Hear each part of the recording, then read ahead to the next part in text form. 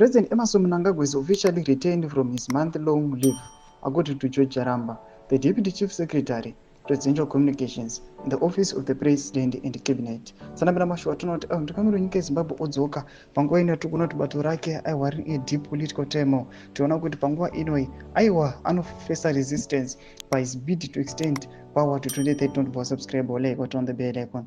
Tipina panapa mpindula mlanjiraji speaking to the Herald on Tuesday.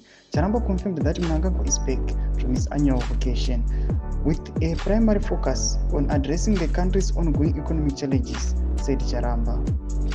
The president is now officially back from his leave, and as you may know, there have been certain economic developments in the past few weeks. Remember, he had to break his leave last week to chair a meeting that focused on the economic developments in the country. So his major focus will be on the economy. Some major decisions will be made regarding the economy. Mnangagwa is also set to lead a Southern African Development Committee SADC delegation to Tanzania later this week for extraordinary joint meeting with the East Africa community.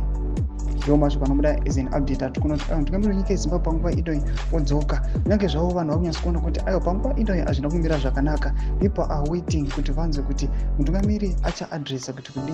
Tichiona panguva ino vanhu munyika yeZimbabwe nzeve dzavo dzakangovhurika, meso avo angomira kuona kuti coup iri alleged kunzi panguva ino iri kuda kurongwa nevakomana ma-war veterans pamwechete nevamwe vakomana vemilitary zvichambofambiswa sei. Tudze mafungiro enyu motikuye pamusoro pechitiko ichi. Pina comment section medu mudze mafungiro enyu. So subscribe or like, turn on the bell icon.